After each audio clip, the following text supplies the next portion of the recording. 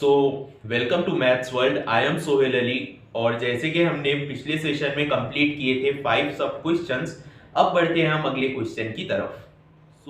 अब देखते हैं हम क्वेश्चन नंबर 6। क्वेश्चन नंबर 6 है A bar and B bar are non collinear vectors if C bar equals to X minus two A bar plus B bar and D bar equal to 2x plus 1 A bar minus B bar are collinear, then find the value of x।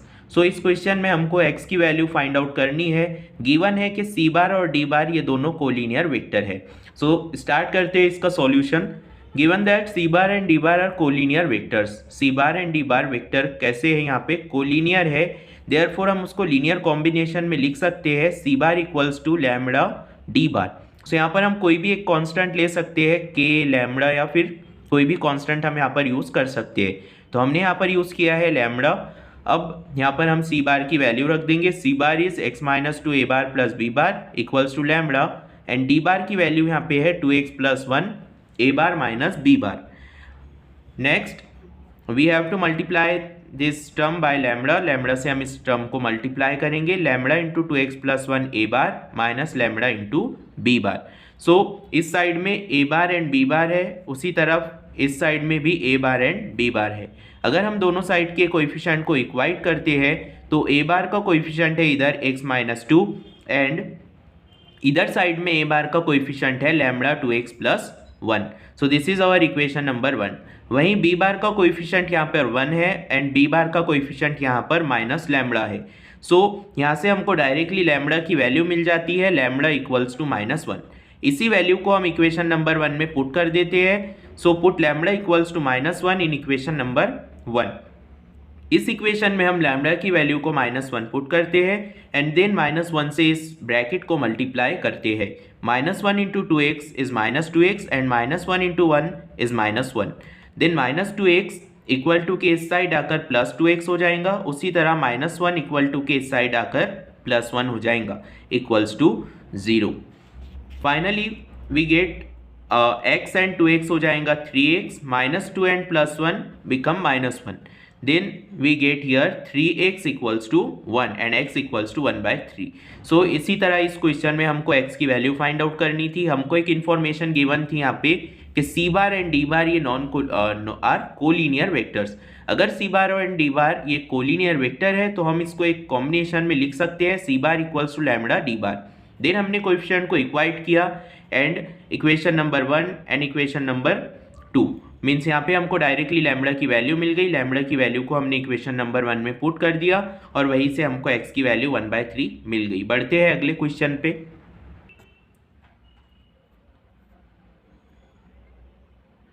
So question number 7 is if a line makes angle 90, 135 and 45 degree with x, y and z axis respectively, then find its direction cosine। In this question we have to find out direction cosines। Angles हमें given है 90 degree, 135 degree and 45 degree. So देखते हैं। First of all let l m n be the direction cosines of the line. सबसे पहले हम consider करेंगे कि L m N यहाँ पर डायरेक्शन कोसाइंस है। अगर l m n direction cosines है सो हम उसको लिख सकते हैं l equals to cos alpha, m equals to cos beta and n equals to cos gamma. Alpha की वैल्यू है 90, बीटा है यहाँ पर 135 एंड गैमा है यहाँ पे 45। So L equal to cos alpha means cos 90 and cos 90 will be equals to 0। उसी तरह m equals to cos 135 trigonometric table में हमारे पास वैल्यू नहीं है, इसलिए हमें कुछ ना कुछ अरेंजमेंट यहाँ पर करने होंगे।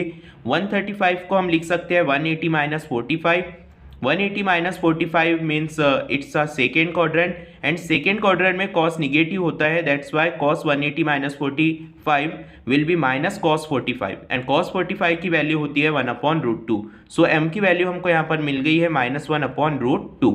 उसी तरह n equals to cos gamma and gamma is 45 degree. So n equals to cos 45 degree.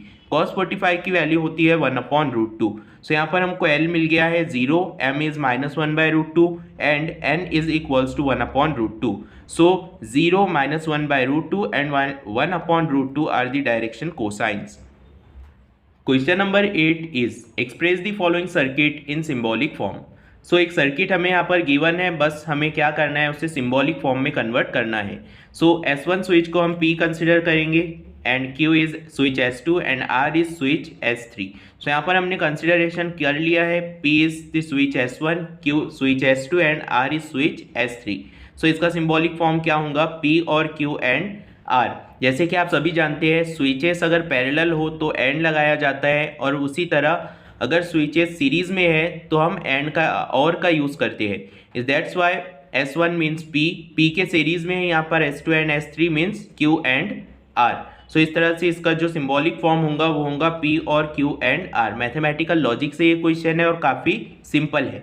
Next question है क्वेश्चन नंबर 9. क्वेश्चन नंबर 9 आता है डिफरेंशिएशन से. We have to differentiate a function log of sec x plus tan x with respect to x. So सबसे पहले हम क्या करेंगे, जो फंक्शन हमें गिवन है उसको y कंसिडर कर लेंगे. y equals to log of sec x plus tan x. Now we have to differentiate this function. So differentiate with respect to x. y का डेरिवेटिव होता है dy by dx and derivative of log of sec x plus tan x. We know that derivative of log x is 1 upon x. Derivative of log x क्या होता है, log x का derivative होता है 1 upon x. But यहाँ पर log में x की जगह पर है sec x plus tan x. So log of sec x plus tan x का जो डेरिवेटिव होगा वो हो जाएगा 1 upon sec x plus tan x. But यहाँ पर x नहीं है, इसलिए x की जगह यहाँ पर आया है sec x plus tan x. इसलिए हमें अगेन डिफ्रेंशिएट करना होगा sec x plus tan x को. So again differentiating sec x plus tan x. 1 upon sec x plus tan x. sec x का डेरिवेटिव होता है sec x plus sec x into tan x and tan x का derivative होता है sec square x. दोनों side से हम sec x को अगर कॉमन निकालते हैं तो sec x अगर हम कॉमन निकालेंगे तो यहाँ पर बचेगा tan x plus sec x. अगर हम देखते हैं तो डिनोमिनेटर और न्यूमरेटर में tan x plus tan x plus sec x available है. देयरफॉर हम उन दोनों को कैंसिल कर सकते हैं. sec x plus sec x plus tan x will be cancelled and our answer is dy by dx equal to sec x. So यहाँ पर हमने डिफरेंशिएट किया है log of sec x plus tan x को. log of sec x plus tan x का derivative होगा 1 upon sec x plus tan x into again differentiate हम करेंगे sec x plus tan x को because of chain rule. Then हमने sec x plus tan x को again differentiate किया. sec x का derivative होता था sec x tan x and tan x का derivative sec square x. sec x को common निकालेंगे, बचेगा tan x plus sec x. Denominator और न्यूमरेटर सेम होने की वजह से हम उन दोनों को कैंसिल करेंगे और हमारा फाइनल आंसर यहाँ पर आएगा sec x.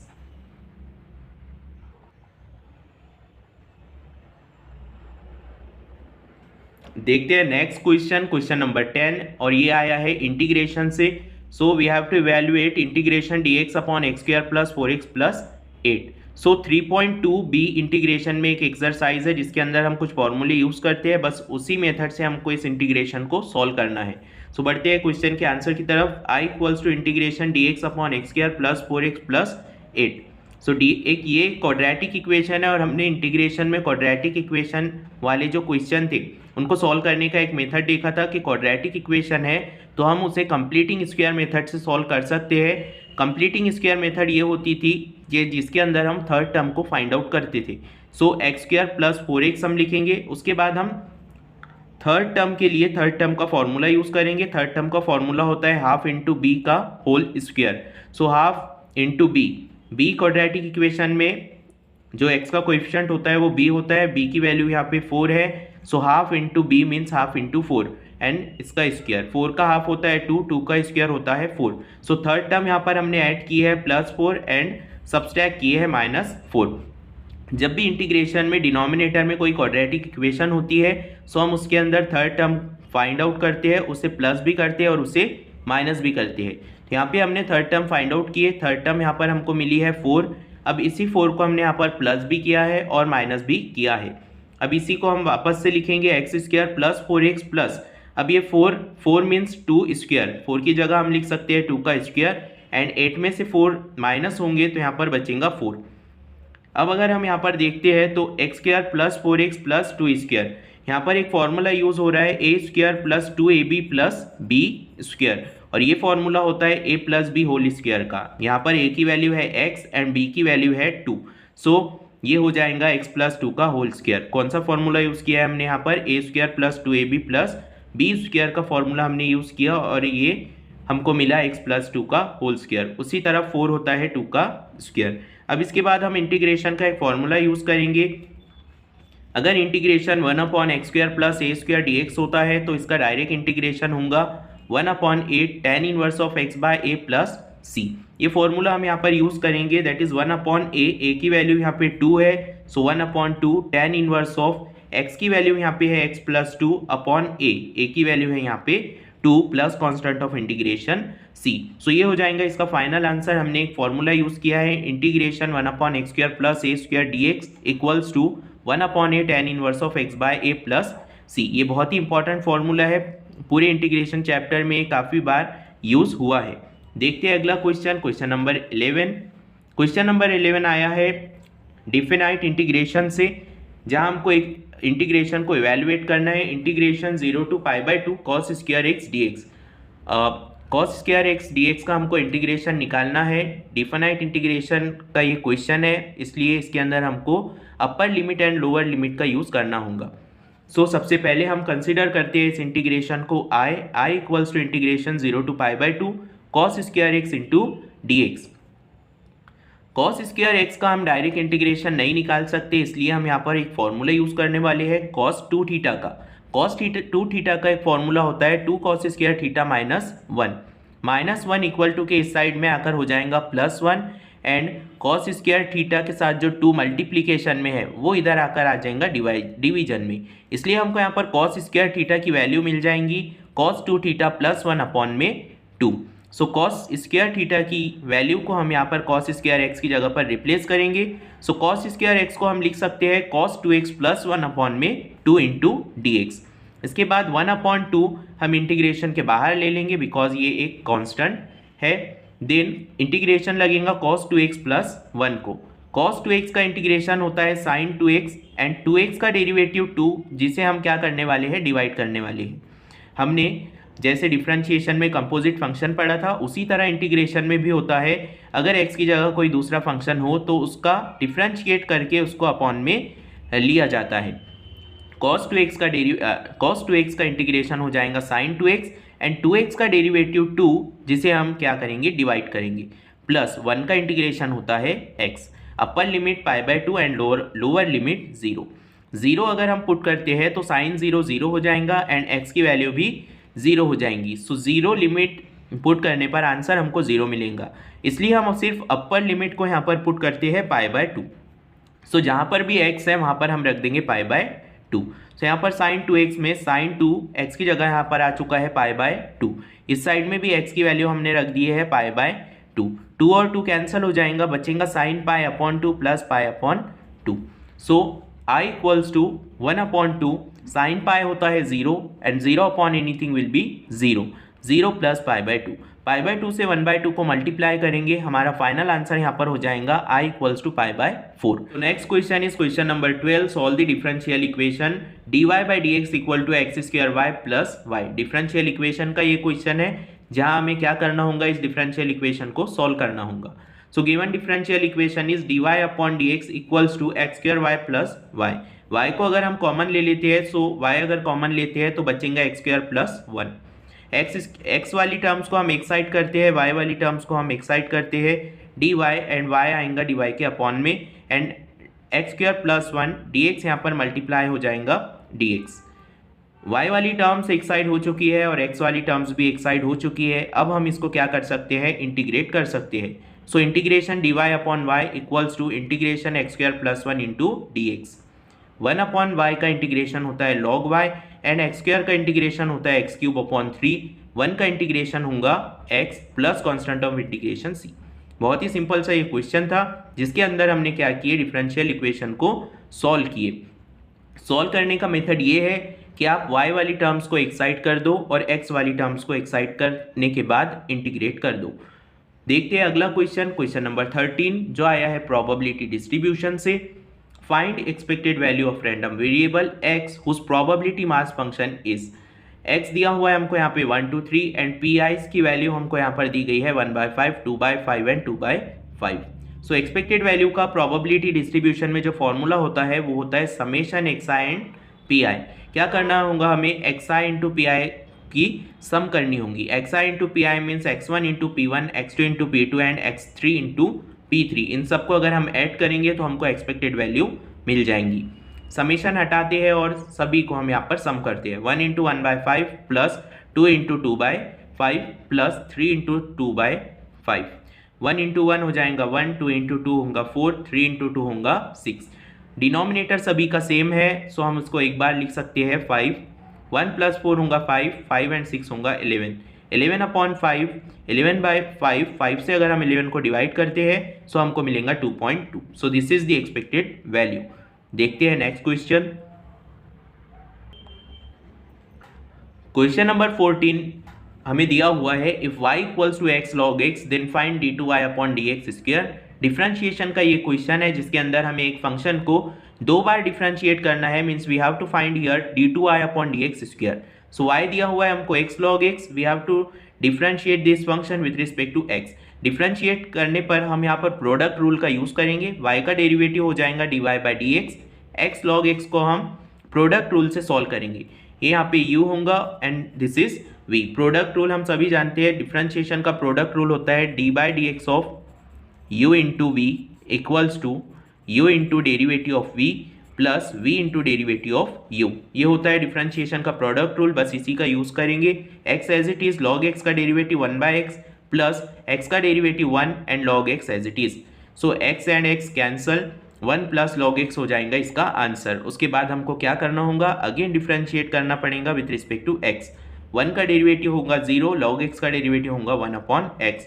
सो फाइनली हमको d2y/dx² मिल जाएगा 1/x। So this is the final answer. अब बढ़ते हैं हम सेक्शन सी की तरफ, जिसके अंदर हमें करने होंगे total 8 question solve, each question carrying 3 marks. So हर क्वेश्चन यहाँ पर होगा 3 मार्क्स के लिए और करने होंगे हमको solve 8 sub question. So question number 15 is here, state the converse, inverse and contrapositive of the conditional statement. If a sequence is bounded then it is convergent. बहुत सारे क्वेश्चन पेपर में ये क्वेश्चन पूछा जा चुका है मैथमेटिकल लॉजिक से। क्या फाइंड आउट करना है हमको, converse, inverse and contrapositive. So सबसे पहले इस स्टेटमेंट को हम सिंबॉलिक फॉर्म में कन्वर्ट करेंगे, उसके बाद converse, inverse and Contra positive की वैल्यूज को फाइंड करेंगे। So first of all if के बाद वाला जो पार्ट होता है हम उसको पी कंसिडर करेंगे, a sequence is bounded. So P क्या हो जाएगा यहाँ पर, a sequence is bounded. And then के बाद का जो भी पार्ट होता है हम उसको क्या कंसिडर कर सकते हैं, क्यू कंसिडर कर सकते हैं। सो पी होगा यहाँ पर a sequence is bounded and Q होगा sequence is convergent. So symbolic form होगा इस स्टेटमेंट का P then Q, because of if then हम यहाँ पर यूज करते हैं इम्प्लाई का। सो अब हम फाइंड आउट करते हैं कॉन्वर्स। कॉन्वर्स का जो फॉर्मूला होता है वो होता है क्यू इम्प्लाई पी। मीन्स हमको क्या करना है, स्टेटमेंट का कॉन्वर्स फाइंड आउट करना है। सो पी इम्प्लाई क्यू का हो जाएगा Q imply P. Q statement है if a sequence is convergent and then it is bounded. Q imply P, converse हमने यहाँ पर फाइंड आउट किया, उसको वर्डिंग में भी हमने लिखा। उसके बाद हम फाइंड आउट करते हैं इनवर्स। सो इनवर्स किस तरह से फाइंड किया जाता है, जो हमारा एक्चुअल सिंबॉलिक फॉर्म है उसको सिर्फ दोनों साइड में हमें निगेशन लगाना पड़ता है। So negation P imply negation Q. So wording में भी हम इसको लिख सकते हैं if a sequence is not bounded, इसका हमें क्या करना होगा, इसका निगेशन होता है is not. So if a sequence is not bounded then it is not convergent. So इसको कैसे रिप्लेस करना होगा हमें, इज नॉट से। Then we have to find contrapositive. Contrapositive means converse का निगेशन। हमें क्या करना होगा, बस कॉन्वर्स का निगेशन यहाँ पर करना होगा कॉन्ट्रा पॉजिटिव में। और फॉर्मूला जो होता है कॉन्ट्रा पॉजिटिव का वो होता है negation Q imply negation P.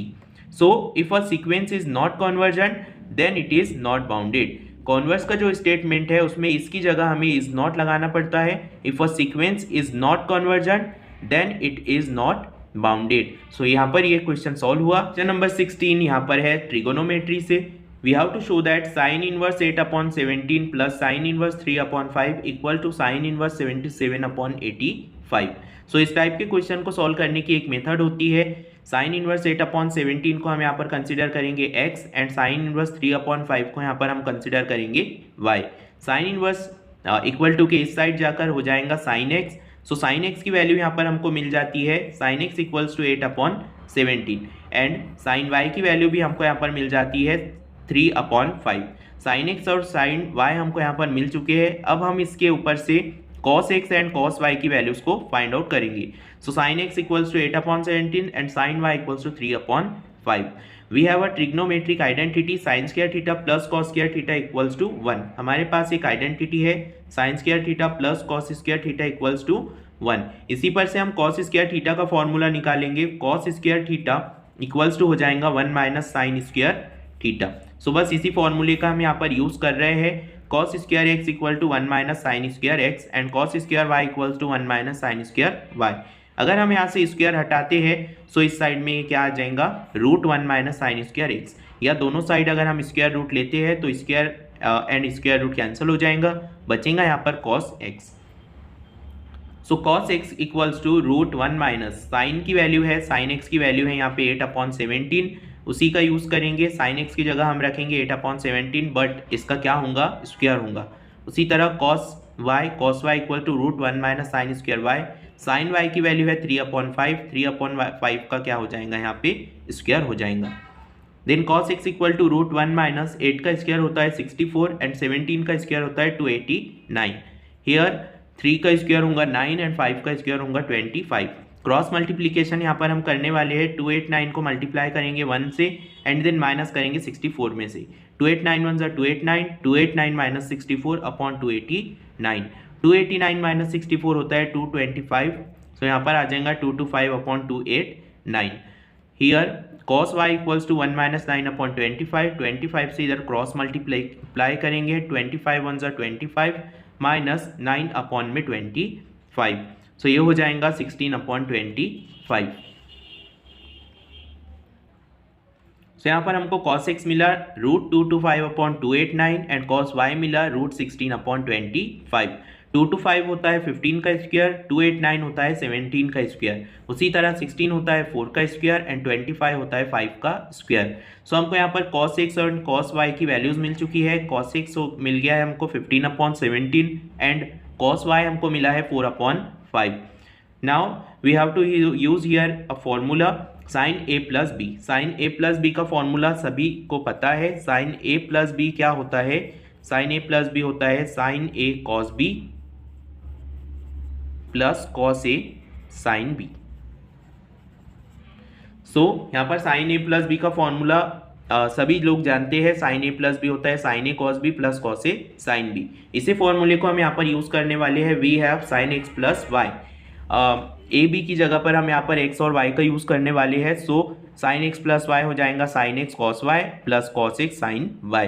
sin x की वैल्यू है 8/17, cos y की वैल्यू है 4/5, cos x की वैल्यू है 15/17 एंड sin y की वैल्यू है 3/5। So sin x plus Y equals to दोनों के बेसिस यहाँ पर सेम है 17 इंटू 5, यहाँ पर भी है 17 इंटू 5। सो एक बार लिख सकते हैं हम 17 इंटू 5।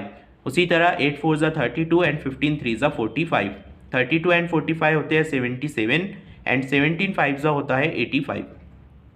साइन जब इक्वल टू के उधर साइड जाएगा तो साइन का हो जाएगा sine inverse. So x plus Y equals to sine inverse 77/85। We know that x is sin inverse 8/17 and y is sin inverse 3/5। x की वैल्यू हमने कंसिडर किए थे sin inverse 8/17 को एंड y की वैल्यू कंसिडर किए थे sin inverse 3/5 को। So finally हमको आंसर मिल चुका है sin inverse 8/17 plus sin inverse 3/5 equal to sin inverse 77/85। So अब देखते हैं question number 17। Show that the points A B C and D are coplanar. 4 points हमको यहाँ पर दिए हुए हैं A B C and D, और हमको बताना है कि ये 4 पॉइंट्स क्या है, कोप्लानर है। सो सबसे पहले हम इन 4 पॉइंट्स को वेक्टर के फॉर्म में लिख लेते हैं। ए के जो पॉइंट है कोऑर्डिनेट्स है वो है 2 1 -1, बी के कोऑर्डिनेट्स 0 -1 0, सी के कोऑर्डिनेट्स यहाँ पर है 4 0 4 एंड डी के कोऑर्डिनेट्स है 2 0 1। सो सबसे पहले हम ए बी बार की वैल्यू फाइंड आउट करेंगे। ए बी बार को किस तरह से फाइंड आउट किया जाता है, बी बार में से ए बार को माइनस करके। 0 -2 होता है -2, सो -2 आई कैप, देन -1 होगा -2 जे बार। उसी तरह 0 -1 मीन्स 0 माइनस ऑफ -1 मीन्स +1 के कैप, देन ए सी बार मीन्स सी बार माइनस ए बार। सी में से ए को माइनस करेंगे, सी के कोऑर्डिनेट में से ए को माइनस करेंगे। 4 -2 होता है 2 and that is 2i cap. Then 0 minus 1 minus j cap, and 4 minus minus 1 means plus 5, that is 5k cap. Last ad bar.